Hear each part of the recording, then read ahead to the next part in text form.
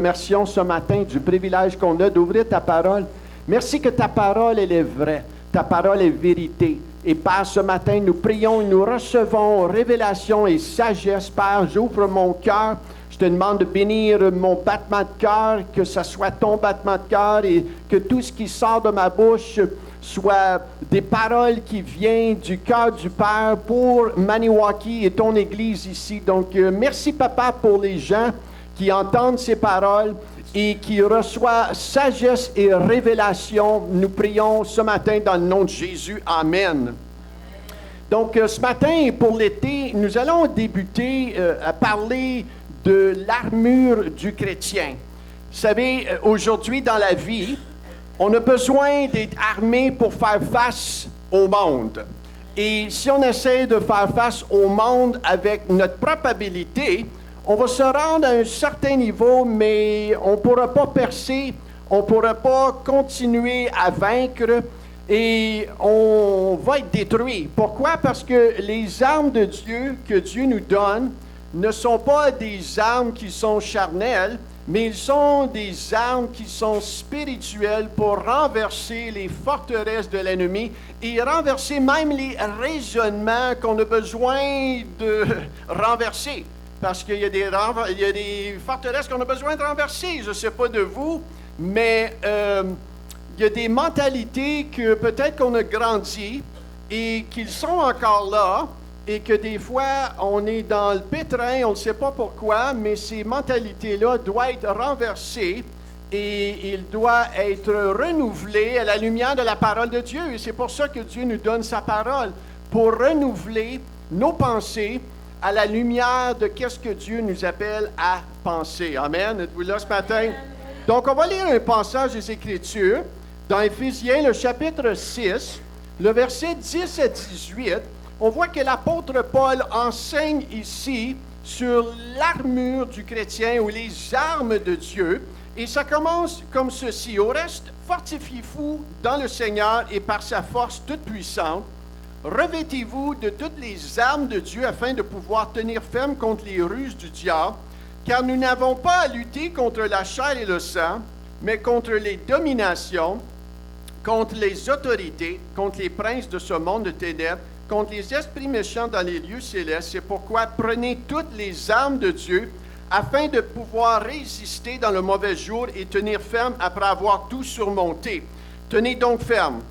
Ayez à vos reins la vérité pour ceinture, revêtez la cuirasse de la justice, mettez pour chaussure à vos pieds le zèle que donne l'évangile de paix, prenez par-dessus tout cela le bouclier de la foi avec lequel vous pourrez éteindre tous les traits enflammés du malin, prenez aussi le casque du salut et l'épée de l'Esprit qui est la parole de Dieu, faites en tout temps par l'Esprit toutes sortes de prières et de supplications, veillez à cela avec une entière persévérance et priez pour tous les saints.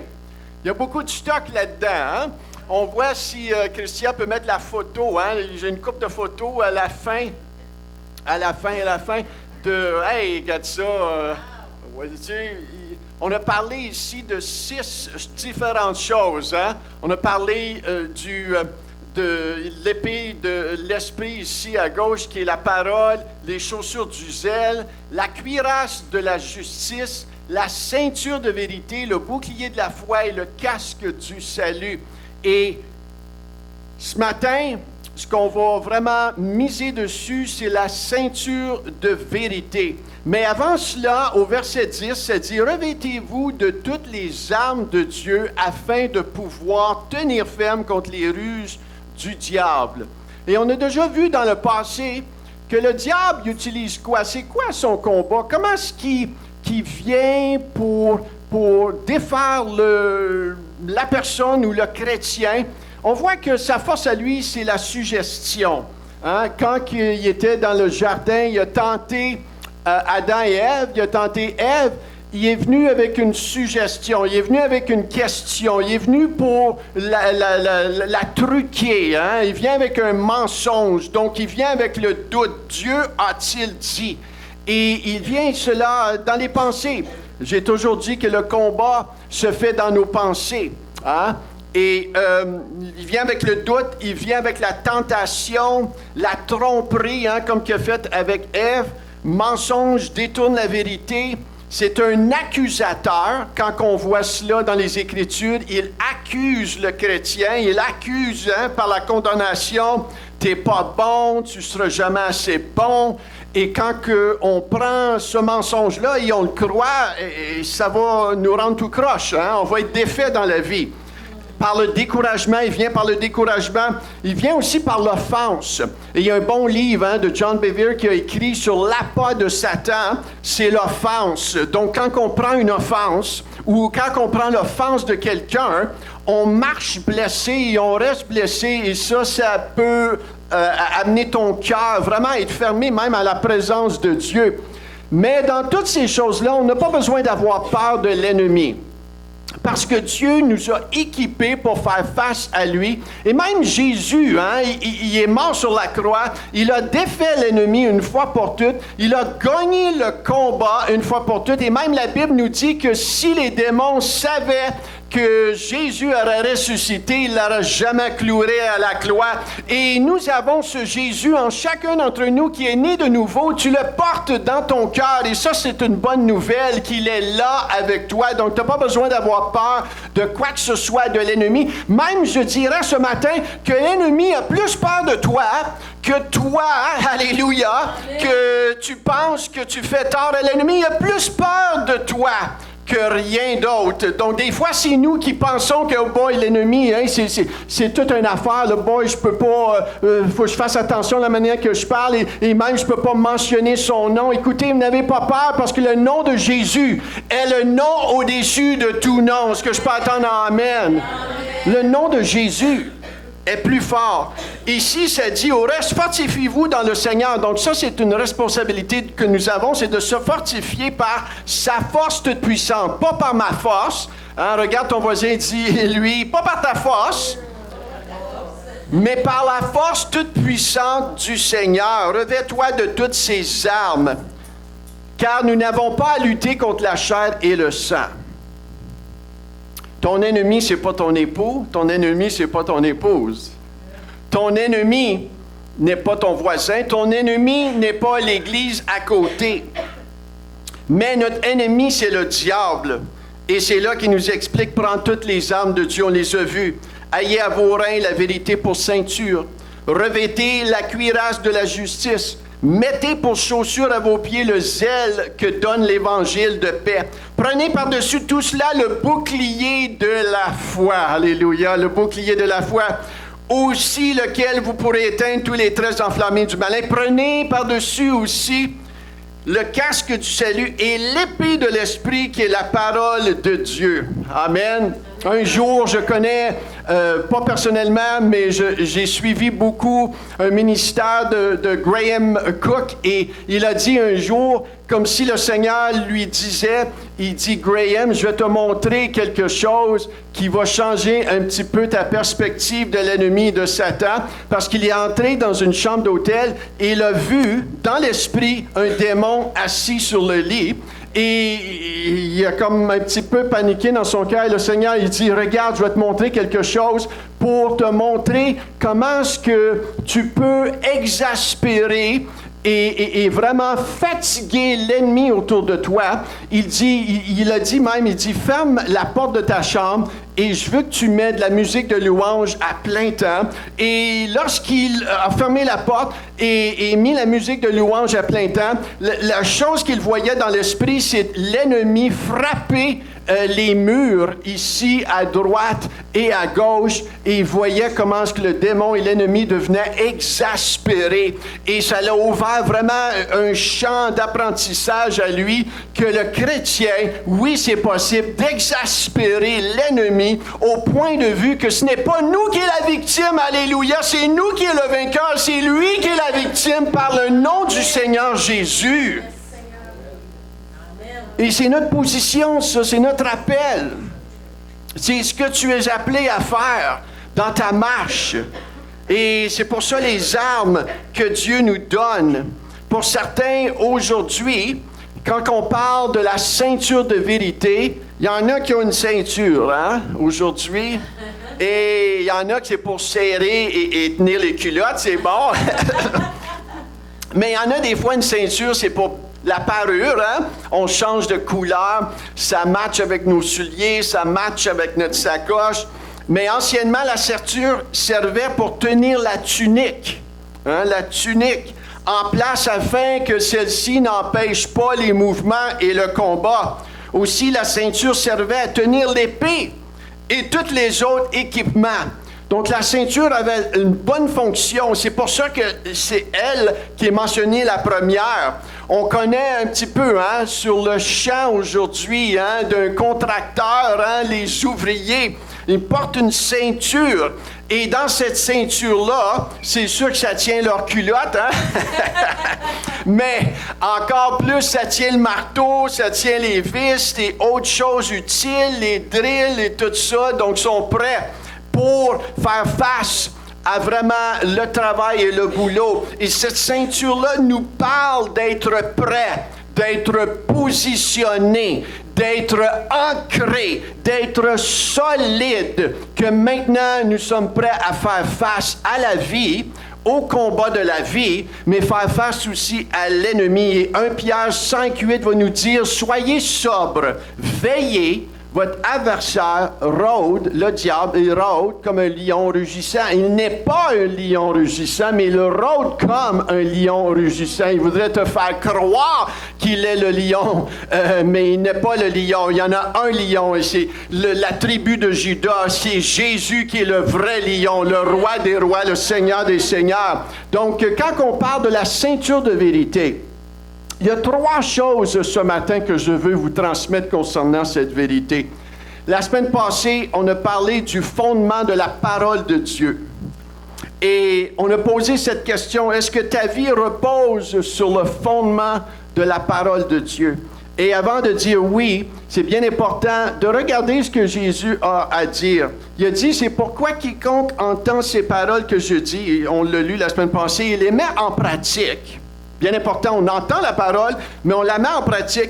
Cette personne est semblable à un homme prudent qui a bâti sa maison sur le roc. La pluie est tombée, les torrents sont venus, les vents ont soufflé, se sont jetés contre cette maison. Elle n'est point tombée parce qu'elle était fondée sur le roc. Tout le monde dit fondée sur le roc. Fondée sur le roc. Mais quiconque entend ces paroles que je dis, ne les met pas en pratique, sera semblable à un homme insensé qui a bâti sa maison sur le sable, et on connaît une maison bâtie sur le sable. La pluie est tombée, les torrents sont venus, les vents ont soufflé, et ont battu cette maison.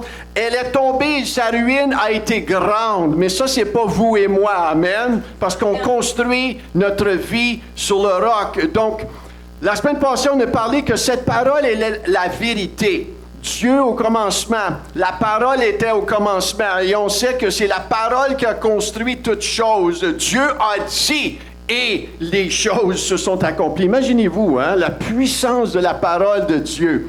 Et cette parole-là a été écrite ici. Et cette puissance qui est en arrière de la parole est encore vivante aujourd'hui.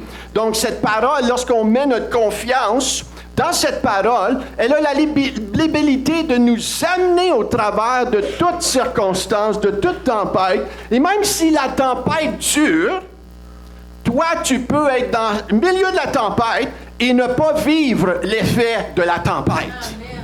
Amen. Et ça, je ne sais pas c'est quel le plus grand miracle, que lorsque Dieu te délivre d'une tempête, ou lorsque Dieu est avec toi au milieu d'une tempête, mais tu es rempli de paix et de joie au milieu de la tempête. Et des fois, Dieu va nous délivrer de la tempête, mais des fois, Dieu va t'appeler à passer au travers de la tempête, et les deux, c'est des miracles. Moi, j'ai un ami qui a été guéri du cancer. Il a été radicalement guéri du jour au lendemain. Et j'ai un autre ami qui a passé au travers de traitements, et il se n'est sorti guéri, mais les deux, ça a été différent. Maintenant, dans la tête de certains chrétiens, va dire, un, c'est un miracle et l'autre, ce n'est pas. Et moi, je vais vous dire, c'est faux de dire cela. Parce qu'un comme l'autre, le Seigneur a marché avec les deux. Amen. Shadrach, Meshach et Abednego. Dieu ne les a pas délivrés de la fournaise. Mais Dieu, au milieu de la fournaise, il y a un quatrième homme que nous savons que c'est Jésus qui était au milieu du feu avec eux. Et ils sont sortis du feu sans même sentir la fumée. Alléluia. Donc les deux, c'est des miracles. Soyez pas trop religieux de dire comment est-ce que Dieu doit bouger, qu'est-ce qui est un miracle et qu'est-ce qui n'en est pas. Parce que dans les deux, Dieu marche au milieu. Et les deux, c'est des miracles. J'ai vu des gens délivrés d'une addiction. Et j'ai vu d'autres gens marcher et utiliser leur foi et qu'à un moment donné, ils s'en ont sorti victorieux. Les deux, c'est des miracles. Alléluia. Amen. Donc, cette parole, elle est la vérité. Cette parole, lorsque on l'entend, mais aussi on ouvre nos cœurs pour l'appliquer. Est-ce que l'application est parfaite du jour au lendemain? Non, parce qu'on est construit. Mais lorsque tu prends le temps de l'entendre et de l'écouter, elle produit quelque chose en toi. La parole, elle est vivante. Elle est là pour te construire. Elle est là pour te solidifier. Elle est là pour te rendre libre aussi. Jean 8, 32, vous connaîtrez la vérité et la vérité vous rendra libre. Alléluia. Elle te rend libre. Alléluia. Quand j'ai eu une révélation de la grâce de Dieu, cette révélation m'a libéré d'une mentalité de performance. Quand j'ai accepté le Seigneur Jésus, je suis tombé, comme la plupart de gens, on tombe dans une religion, on pense si on n'en fait pas assez, Dieu, il nous aime plus. Et c'est totalement faux. Et à un moment donné, je me suis rendu compte que j'étais pris par une mentalité de performance. Si je priais une journée, je faisais mes devoirs religieux comme je pensais que je devais faire. Et si je me sentais que j'avais bien performé cette journée-là, je me sentais correct avec Dieu. Mais si une journée, je priais pas et je manquais à mes devoirs religieux, j'étais facilement condamné. Et même ce soir-là, je me disais, si Jésus revient ce soir, il me laisse en arrière. J'étais pris par une mentalité, j'étais religieux, j'étais sauvé, mais avec une mentalité religieuse. Et c'est là que la révélation, Jésus a commencé à me révéler sa grâce, que Michel, ta vie chrétienne ne doit pas reposer sur ta performance, mais elle doit reposer sur ma grâce, sur ce que j'ai fait pour toi, sur ce que tu es en moi, et non pas ce que tu es en toi-même. Donc c'est là que le Seigneur a commencé à ouvrir une porte, alléluia, et me révéler sa grâce pour que je puisse marcher encore plus dans la vérité et pour que je sois libre. Amen. Donc, c'est vraiment la parole, elle est appelée à te rendre libre. Et si tu n'es pas libre ce matin, je prie que la parole de Dieu, une parole puisse venir dans ton cœur, une parole puisse être révélée dans ton cœur pour te rendre libre dans ce que tu as besoin de faire. Amen. Le psaume 1 va dire « Heureux l'homme qui ne marche pas selon le conseil des méchants, qui ne s'arrête pas sur la voie des pécheurs, et qui ne s'assit pas en compagnie des moqueurs, mais qui trouve son plaisir dans la loi de l'Éternel et la médite jour et nuit. Il est comme un arbre planté près d'un courant d'eau qui donne son fruit en sa saison et dont le feuillage ne se flétrit point. Tout ce qu'il fait, tout le monde dit tout ce qu'il fait. Tout ce qu'il fait. Lui réussit. » C'est vraiment la même recommandation que Dieu a donnée à Josué dans le chapitre 1, verset 8. Que ce livre de la loi ne s'éloigne point de ta bouche. Médite-le jour et nuit pour agir fidèlement selon tout ce qui est écrit. Car c'est alors que tu auras du succès, c'est alors que tu auras de la réussite dans tes entreprises. Amen. Amen. Donc le mot méditer ici est bien important. Il faut faire attention parce que des fois on entend quelque chose dire « Ah, je l'ai déjà lu ça. » Juste là, tu as perdu l'essence et de la puissance de cette parole. Ah, je l'ai déjà entendu. Ah, j'ai déjà entendu une prêche là-dessus. Ah ouais, connais ça. Une attitude comme ça veut dire que probablement tu ne l'appliques pas en ce moment.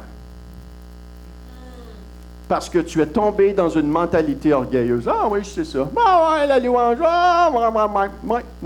Oh ouais, la louange est puissante.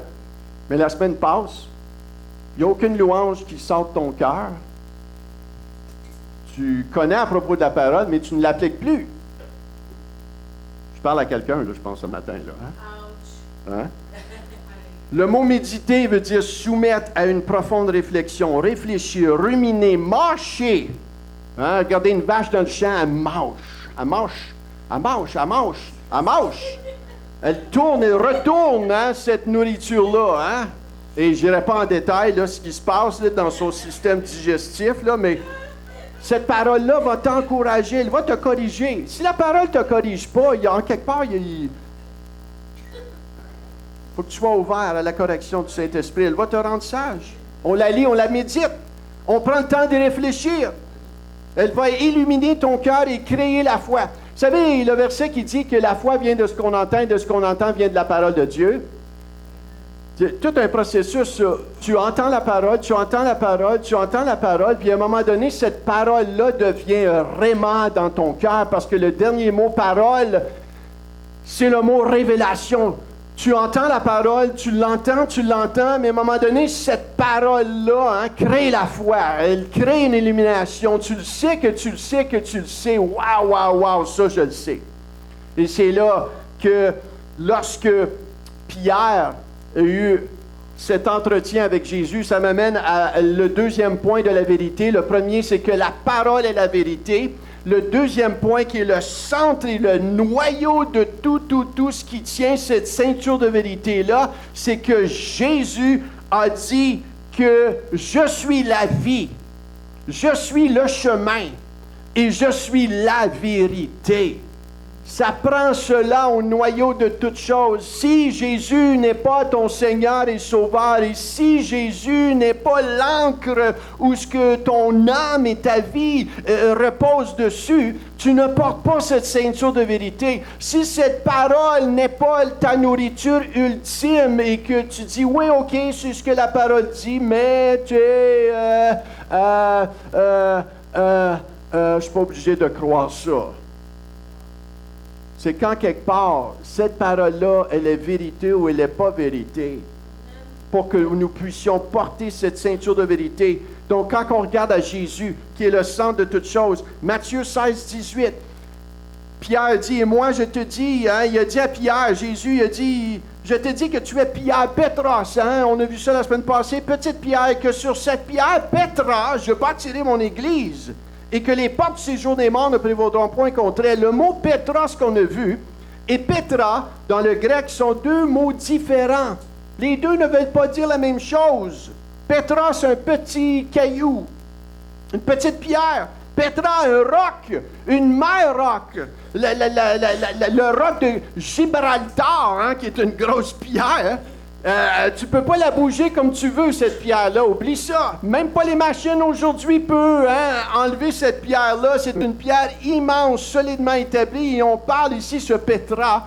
Pierre a reçu la révélation de la parole que Jésus était le chemin, la vie, la vérité, qu'il est Dieu. Il est le Messie envoyé de Dieu. Et sur ce pétras-là, je bâtirai mon église. Jésus doit être ce pétras-là dans ta vie. Il n'y a rien d'autre chose qui peut sauver ta vie. Oui, tu peux aller à l'église. Oui, tu peux prier. Mais il n'y a rien de ces choses-là qui va te sauver. Ça prend une révélation dans ton cœur que Jésus est le Messie, que Jésus est celui qui est mort sur la croix. C'est lui qui a pris tes péchés. C'est lui seul qui peut te pardonner. Et c'est par grâce au moyen de la foi que tu es sauvé. Il n'y a rien d'autre qui peut te sauver. Absolument rien d'autre qui peut te sauver. Est-ce que Jésus est le roc de ta vie? Est-ce que Jésus est ton Seigneur et Sauveur? Rien d'autre. Pas parce que j'ai été baptisé à la naissance, pas parce que je vais à une certaine église, mais parce que Jésus est le roc de ma vie. C'est lui qui est mort pour moi. Et si ce Jésus est le roc de ta vie,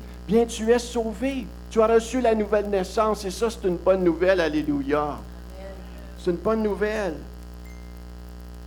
Jean 14, 6. Je suis le chemin, la vérité et la vie. Nul ne vient au Père que par moi. Nul ne va au Père que par moi.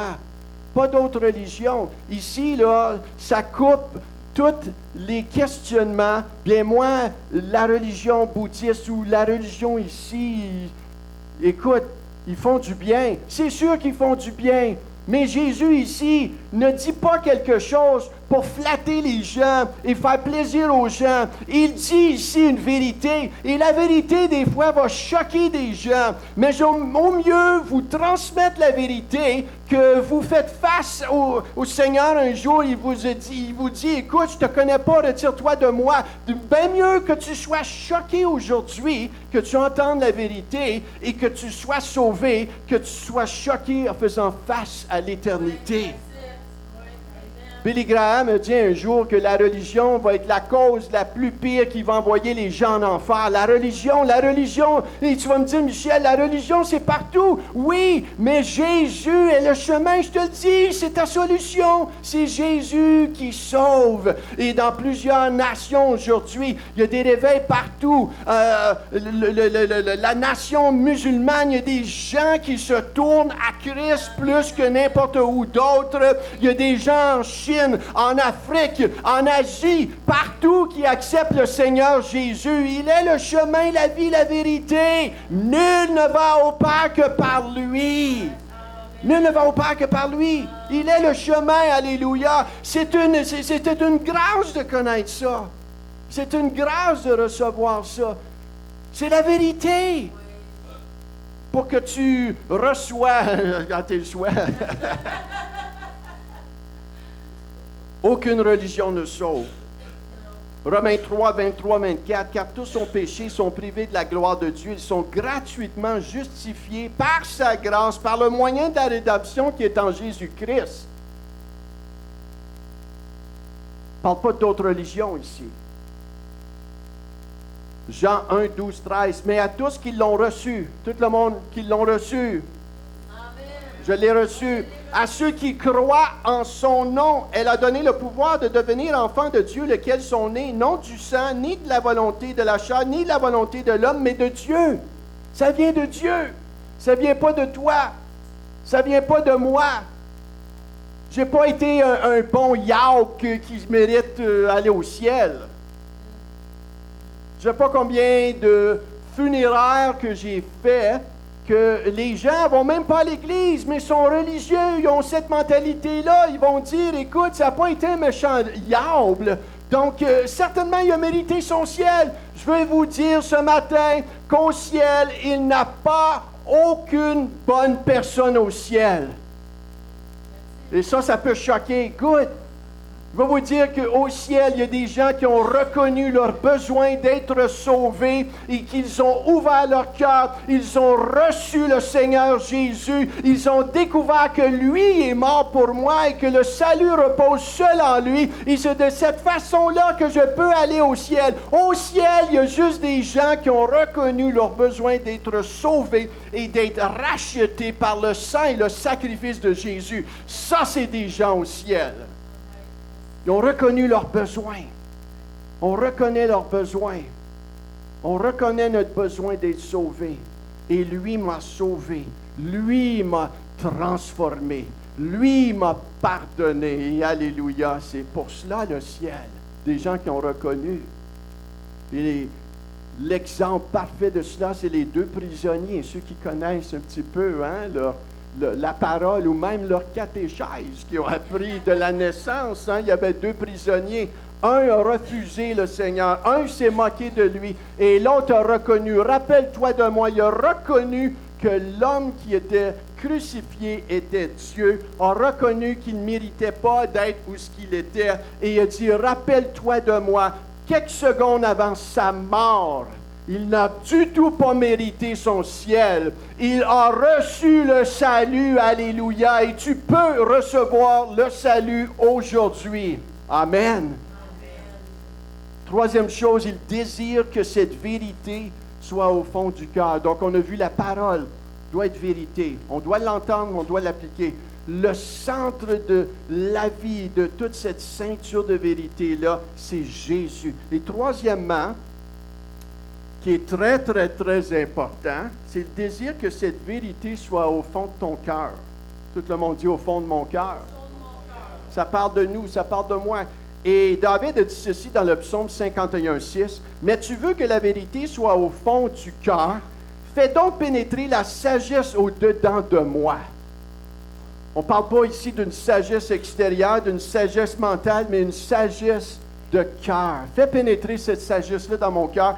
Et même dans Jean 4:24, ça dit, si Dieu est esprit, il faut que ceux qui l'adorent en esprit et en vérité. Tout le monde dit vérité. Vérité. En vérité. En vérité. Ça veut dire quoi ici en vérité? Ça nous parle d'être sincère et vrai. Ça nous parle d'être sincère et vrai. Ne pas prétendre. Vous savez, les religieux, Jésus, ce qui avait plus de misère avec eux, les religieux du temps, Jésus avait plus de misère parce qu'il prétendait. Prétendait. Ne pas porter des masques.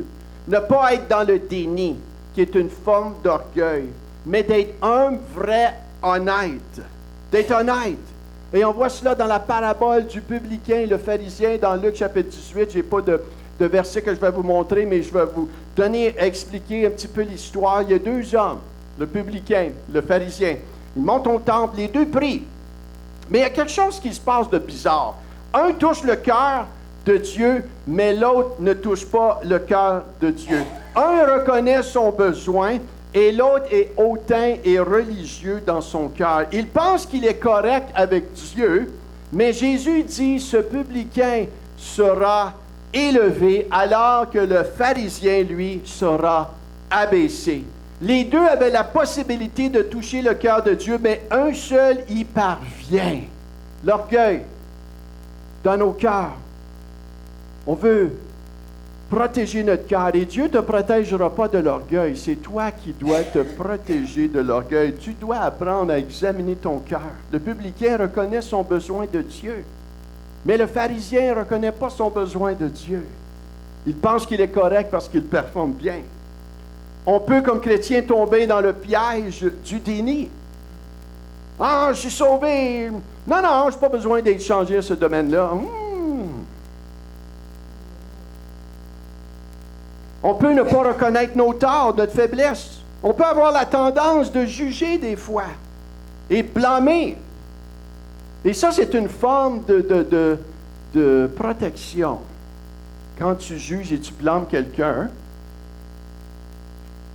et tu as tendance à faire cela, ça t'empêche de vraiment réaliser ce qui est dans ton cœur et ce que Dieu veut amener dans ton cœur. Une personne qui ne voit pas son besoin du salut, on connaît ça, on voit ça. Une personne qui ne reconnaît pas sa faiblesse, ça peut arriver, ça peut m'arriver. J'espère que je ne suis pas là, mais là, ça m'appartient à moi de garder mon cœur plus que toute autre chose, car de lui viennent les sources de la vie. Il y a des fois qu'on se dit, je suis comme ça, je vais rester comme ça. Dieu m'aime. Dieu m'aime, puis les gens, s'ils ne m'aiment pas, c'est leur problème. C'est-tu une bonne réaction, tu penses? Je suis rendu trop vieux, je ne peux pas changer. Toutes des choses que je vous amène à réaliser concernant la ceinture de la vérité.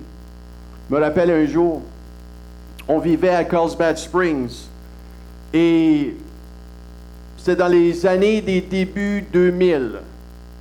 Les enfants étaient petits et Viviane, dans son travail, elle commençait à voyager. Elle voyageait beaucoup. Et des fois, elle était partie une semaine, des fois, elle était partie 2 semaines. Et je me suis rendu compte de quelque chose. Michel n'était pas content. Michel commençait à bouillir à l'intérieur. Et Michel commençait à véhiculer un cœur insécure et jaloux. J'étais sauvé. Vous savez, Dieu, dans sa grandeur, permet des circonstances dans nos vies pour venir chercher certaines choses dans notre cœur qui veut venir chercher, mais qui a besoin de notre OK pour venir les chercher. Et quand que je voyais Viviane voyager, et elle avait du bon temps, on se parlait du soir, moi ça bouillait à l'intérieur, j'étais pas content. J'étais insécure. Et là, quand tu es insécure, tes pensées, ils s'envolent d'un bord puis de l'autre, puis tu n'aimes pas ça, puis tu te dis aïe, aïe, aïe, aïe, aïe. Et là, je me disais, Viviane, qui qu'elle va rencontrer? Quel gars qu'elle va rencontrer? Et je sais qu'elle rit de ça, mais moi, je vivais un combat, là. Un gros combat. Et je me rappelle que j'aurais pu, en tant que mari, dire, Viviane, tu sais, c'est-tu possible que tu changes d'emploi ou que tu demandes à ton patron de changer de département ou style d'emploi ou que tu voyages moins, que tu restes à la maison? Et j'aurais pu faire ça, n'est-ce pas? J'aurais pu. Et je m'aurais soumis à cette insécurité-là et cette peur-là pour satisfaire à mon cœur et vraiment le rendre plus tranquille. Mais je me rappelle encore aujourd'hui que dans cette circonstance-là, Dieu m'a dit, Michel, est-ce que tu me permets de faire une chirurgie dans ton cœur et d'aller chercher quelque chose que n'est pas bon pour mon plan et ta destinée? Et je me rappelle que j'ai dû reconnaître, j'ai dû voir cette faiblesse-là, j'ai dû voir ce péché-là et l'admettre et en venir à dire à Dieu, oui Seigneur, fais une chirurgie dans ma vie, dans mon cœur. Et ce qui m'a amené, c'est dans une période de plusieurs mois et même peut-être années où que j'ai reconnu que j'avais une insécurité, j'ai reconnu que j'avais besoin de l'intervention de Dieu, j'avais besoin de me soumettre à Dieu, même me soumettre au milieu de d'autres frères et sœurs, pas sœurs, mais d'autres frères que je faisais confiance pour amener un processus de repentance. Parce que la repentance, oui, c'est demander pardon à Dieu, oui, c'est demander pardon à Viviane, oui, c'est de me pardonner à moi, mais la repentance, va plus loin que ça. Ça amène un changement d'attitude et un changement de cœur qui fait en sorte que lorsque Viviane revoyage dans le futur, je ne suis pas aussi insécure et que ma confiance est en Dieu et que le fruit de la repentance ou le fruit de l'esprit commence à ressortir. Ça, c'est la repentance. Une repentance, un changement. Ça m'a amené à admettre. Donc oui, on admet. Si tu dénies, si tu dis « Ah, j'ai pas ce problème-là » et moi, je connais très bien cela parce que j'ai travaillé dans un détox pendant plusieurs années avec des drogués, des alcooliques qui rentrent tout croche, leurs vies sont à moitié morts et il y en a qui vont dire « Ben voyons donc, je suis pas un alcoolique, voyons, je bois un petit peu », mais il voit pas qu'il est à moitié mort, il est tout croche, il est tout perdu, mais il est encore orgueilleux. Sa famille est en train de tout dépenser et eux, ils portent le fardeau et eux sont chagrinés dans leur cœur de voir l'état de la famille ou cette personne-là, mais ils ne voient pas eux. Et ça, c'est le grand combat. Mais lorsque tu reconnais, lorsque tu admets que tu as un problème, c'est là que ton combat est gagné, je vous le dis, à 75%, parce que quand tu te vois dans le besoin, c'est là que Dieu peut intervenir. Mais si tu ne te vois pas dans le besoin, comment est-ce que Dieu peut intervenir? Tu dois venir à lui avec un cœur humble, un cœur qui est ouvert, un cœur qui a besoin de lui. Et c'est ça que j'ai fait. Et là, j'ai confessé. Et là, je me suis mis vulnérable envers d'autres frères que je voyais. Boy, ces messieurs-là, je te dis qu'ils l'ont l'affaire. Et je leur ai parlé de cela. Ils m'ont suivi pendant un temps. m'ont gardé redevable. J'ai sorti des versets bibliques qui est la vérité. Êtes-vous là ce matin? Ça, c'est la vérité. J'ai renouvelé mon intelligence. Qu'est-ce que la parole dit de Michel? Est-ce que Michel est insécure en lui-même? Oui, mais en Dieu, alléluia, Jésus me donne une force. Donc, de moins en moins, je me sentais insécure. Et à un moment donné, Viviane, elle est repartie à un voyage. Et là, j'ai senti, au début de ce voyage-là, le combat revenir. Mais c'est là que je me suis dit, non, j'embarque pas là-dedans. Non, je ne suis plus le même. Il y a un processus qui est arrivé. J'ai sorti mes versets bibliques et j'ai dit, plus grand est celui qui vit en moi que l'insécurité du passé. Plus grand est celui qui vit en moi. Je n'ai pas reçu un esprit de peur, mais j'ai reçu un esprit de force, d'amour et de sagesse. Et quand je parlais à Viviane, je ne faisais pas ressentir mon insécurité, mais je lui disais, mon amour, je te supporte. Mon amour, je suis là en arrière de toi. Mon amour, comment a été ta journée? Alléluia. Et comment a été ma journée? Mon Dieu est avec moi, il me supporte, il me fortifie. Amen. J'ai cru la parole de Dieu, j'ai commencé à la croire et j'ai continué à me soumettre. Dieu veut que cette parole aille dans le fond de ton cœur. Psaume 51, 6 encore, mais tu veux que la vérité soit au fond du cœur. Fais donc pénétrer la sagesse au-dedans de moi. Je ne sais pas où est-ce que vous êtes ce matin, mais je veux vous encourager qu'il y a une ceinture de vérité qui est disponible pour vous. La parole de Dieu veut non seulement que tu l'entendes, Jésus, mais il veut que tu la reçoives. Il veut que cette parole devienne ta vie. Alléluia. Il veut que Jésus soit ton Seigneur et Sauveur. Je ne sais pas si tu l'as accepté, tu l'as reçu. Tu peux le recevoir ce matin. Tu peux faire de ta vie une vie renouvelée, sauvée, pardonnée, guérie par le Seigneur Jésus. Et troisièmement, ça nous amène à vivre une vie de vérité et de sincérité. Ne pas prétendre ce matin, ne pas porter de masque, mais d'être vrai envers le Seigneur Jésus-Christ et de lui permettre d'aller profond dans ta vie et dans ton cœur. Amen.